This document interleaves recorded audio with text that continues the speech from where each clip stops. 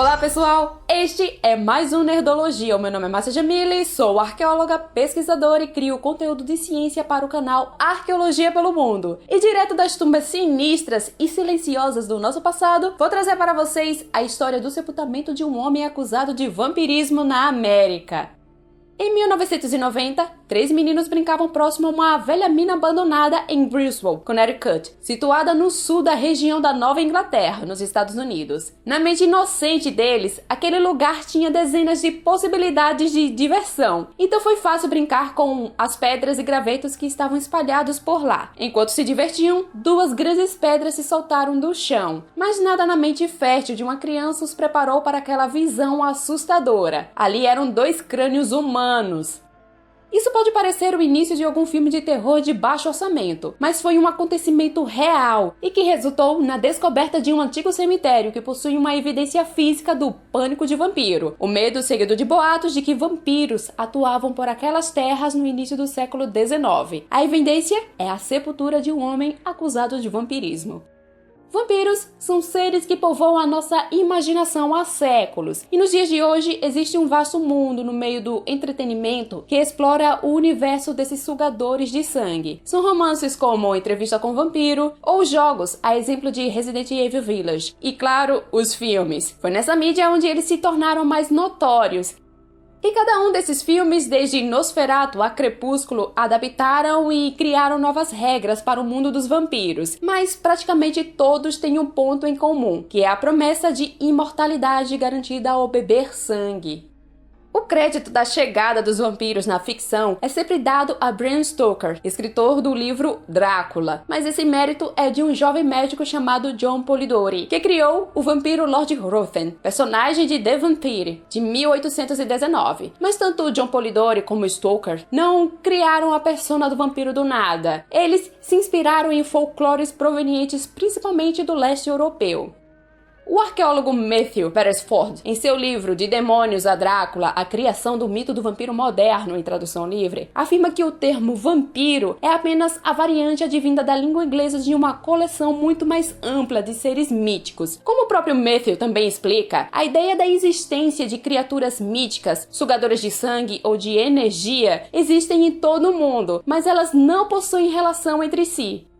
Porém, da perspectiva do Ocidente, a região da Romênia e seus arredores seria o principal berço da figura do vampiro. E é daí de onde a literatura e o cinema herdou sua percepção do que seria um. Mas o que levou pessoas do passado a temerem criaturas vampíricas? A resposta é simples: o medo. O medo do desconhecido, o medo dos vizinhos e principalmente o medo de doenças e da morte. Algumas doenças carregam estigmas de serem características de vampirismo, como a porfíria, que é um tipo de doença genética em que o portador pode ter a urina avermelhada e sensibilidade à luz. Outras 2 que carregaram o estigma foram a raiva e principalmente a tuberculose. Essa última foi notória nos casos históricos de pânico de vampiro em algumas comunidades, porque os doentes ficavam com a pele pálida, perdiam muito peso e às vezes expeliam sangue pela boca durante a tosse. E quando faleciam, a sua morte era seguida pela morte de parentes e vizinhos. As pessoas não sabiam que estavam lidando com uma epidemia de uma doença contagiosa, e ao ver ruas e até vilas devastadas pela morte sem explicação, era mais fácil crer que toda aquela infelicidade era fruto de uma criatura maligna, e essa crença foi documentada em narrativas de arrepiar os cabelos. Algumas incluem parentes e vizinhos indo na calada da noite para cemitérios determinados a desenterrar supostos vampiros e arrancar o seu coração. Essa prática não era tão incomum. O folclorista Michael Bell, autor de Comida para os Mortos na Trilha dos Vampiros da Nova Inglaterra, registrou 80 exumações que se estendem da Nova Inglaterra a Minnesota. Essas exumações tinham a intenção de acabar definitivamente com as mortes em série causadas pelos supostos vampiros. Nem preciso dizer que isso não funcionava, né? Mas uma coisa é ler essas narrativas, outra coisa completamente diferente é ver em sua frente um caso real de um sepultamento de alguém acusado de vampirismo. E esse foi o caso do indivíduo JB55, uma evidência física desses desenterramentos na Nova Inglaterra.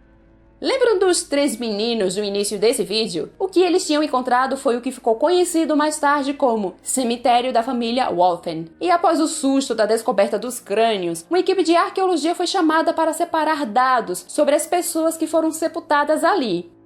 Mas não demorou muito para eles perceberem que aquela pesquisa não seguiria por um caminho normal. Dentre os 29 sepultamentos localizados, eles encontraram restos de um caixão sem nenhuma identificação de quem estava sepultado ali, exceto pelo código JB55, escrito com taxinhas no que sobrou de sua tampa.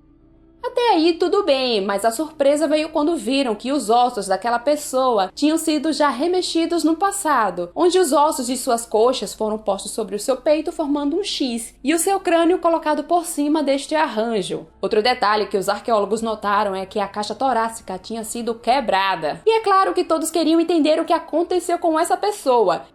Então seus ossos passaram por uma análise de bioarqueologia, exames de DNA e uma extensa pesquisa documental pelos arquivos da cidade. O resultado levou ao nome de um agricultor chamado John Barber, que foi citado em um obituário de 1826 como o pai de um garoto de 12 anos chamado Nicholas Barber. Isso o associou a uma descoberta anterior de um caixão com as iniciais NB13, que estavam próximo do JB55. Seriam pai e filho? O que essas e outras evidências indicam é que sim. E o estudo do seu DNA fez uma outra revelação. JB55 faleceu de tuberculose, o que choca com os registros de um pânico de vampiro na Nova Inglaterra no início de 1800, mesma época em que estava ocorrendo um surto de tuberculose.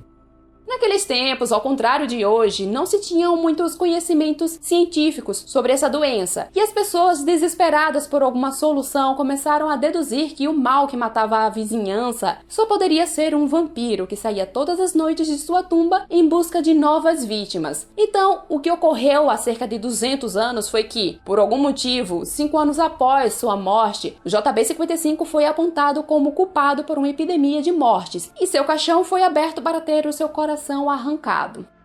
Hoje sabemos que vampiros não existem, exceto Colin Robinson, ele sim existe. Mesmo assim, essas figuras sombrias do passado se tornaram parte da cultura popular de tantos lugares que até cada cantinho do mundo pode dizer que tem um vampiro para chamar de seu. Esse vídeo é só um recorte de um assunto muito extenso e cheio de nuances culturais. Por isso, na descrição estão as fontes consultadas e dicas de leituras. E aqui no canal tem um vídeo do Felipe contando mais sobre a origem dos vampiros. Vale conferir. E já fazia um tempo que eu não aparecia por aqui, né? No meu vídeo sobre as referências culturais em Cavaleiro da Lua, o Matheus perguntou se a egiptomania e a visão exótica que o Ocidente tem de países asiáticos são do mesmo período. De certa maneira, sim, e ambos fizeram parte de discursos imperialistas.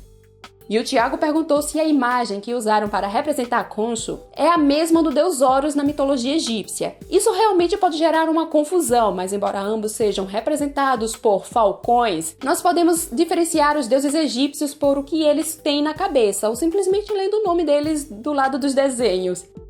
Se você gostou desse vídeo, deixa um like, se inscreva no canal, vou ficando por aqui e até mais!